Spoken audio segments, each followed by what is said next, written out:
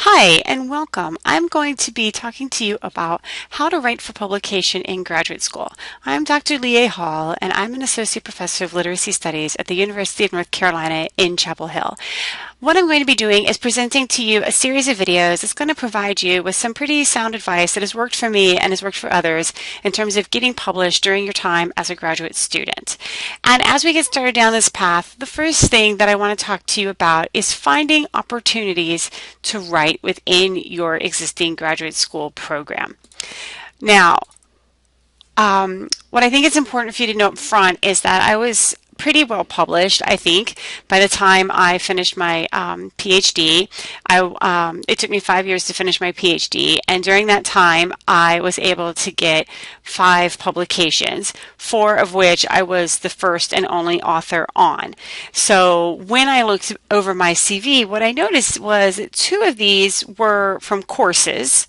One was a comprehensive exam paper. One was a literature review that was connected to my dissertation. And then the last one was a multi-author paper. I was the third of 4 authors on this paper, and it was connected to a project that I had worked on as a research assistant.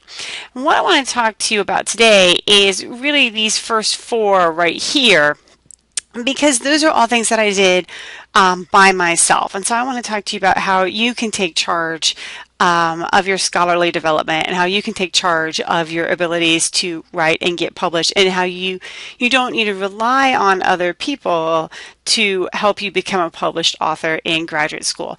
We'll talk in later videos about how you can write with other people, write with faculty members, write with other graduate students. But for now, what I want to focus on is how you can find opportunities to write and produce publications that you can do yourself.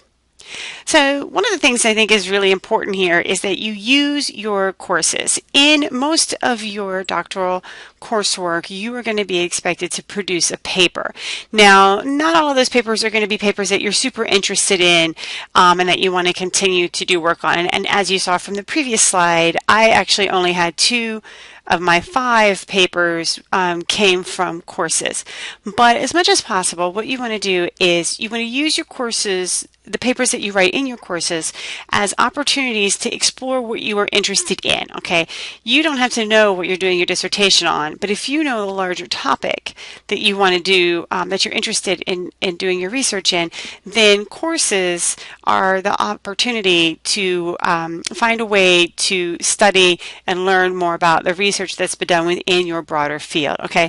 And then you can develop that interest into a paper. Now, by the end of the semester, what I tell my students is you are not going to have a paper that is ready to submit for publication. It's just not possible. You should expect to spend a good 6 months, maybe even 8 months of developing a paper from start to finish being the point in which it's ready to send out for review. And you're not going to spend that much time in a semester, right? You might spend actually a month or maybe 6 weeks really focusing on the actual writing aspect of your paper. So you've got a lot of more work to do once the course is over. So make sure that, if this is a paper that you're doing it with, it's something that you're interested in and something that's going to support your development as a researcher. I recommend that once the course is over, if you intend to pursue for publication, meet with your professor, ask for feedback towards what you need to do to move that paper forward. If your professor for that course is separate from who your advisor is, meet with your advisor and get your advisor's input on that as well. And then continue to develop this, after the course is over. And I actually suggest to students that take my class that if they're interested in writing for publication, that I will give them feedback at the end of the course for what they need to do to move the paper forward. And of course, they're free to meet with me.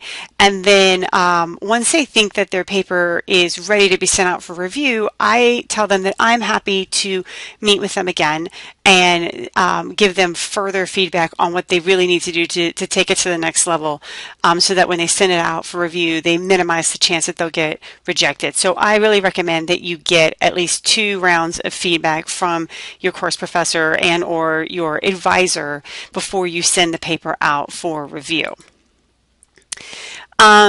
The next thing that's going to be very helpful for you is to really work on funneling all the work that you do into your dissertation in some way. Now, I started publishing in my second year as a doctoral student.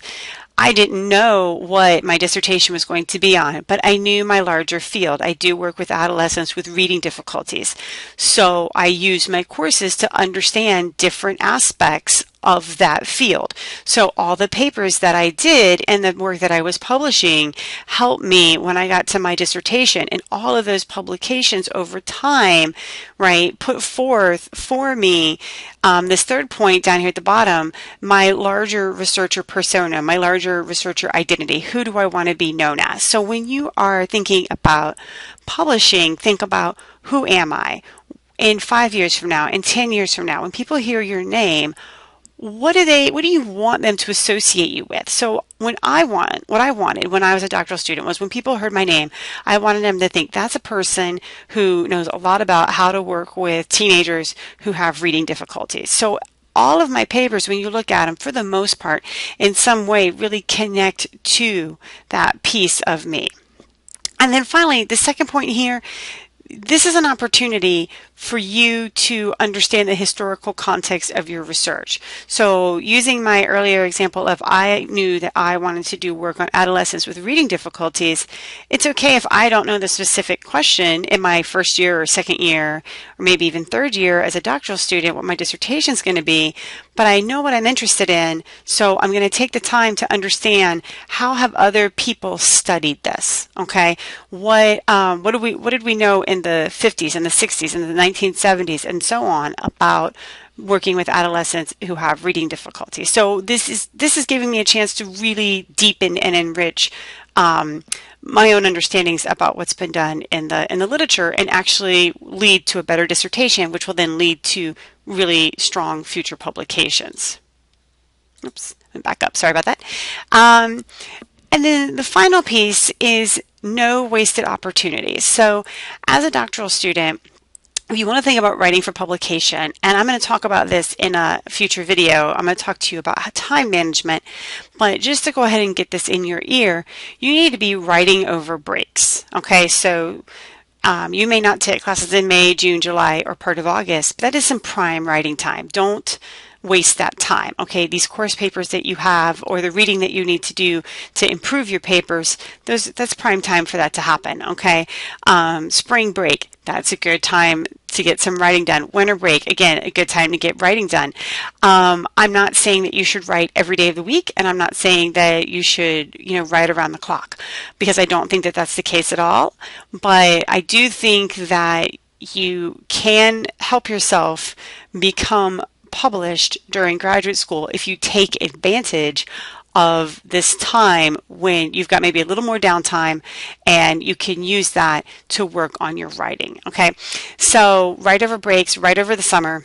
Always ask multiple people to read and give you feedback, and look for ways to collaborate with other students. Okay, you might find that these emerge naturally, and you might find that you have to seek them out, but those are collaborating with other students are ways to enrich your own work, and also to give you, again, more publication opportunities.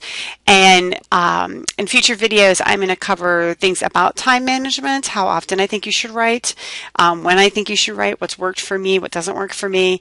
I'm going to talk to you about how to interact with people around giving and receiving feedback. And I'm also going to talk to you about how you can develop and build collaborations with others. So in the meantime, please feel free to get in touch with me. I've included my email on here. There's a link to my blog where I will be posting more information about writing in graduate school. And there's also a link so you can follow me on Twitter as well. All right, so I will see you in the next video. Thank you.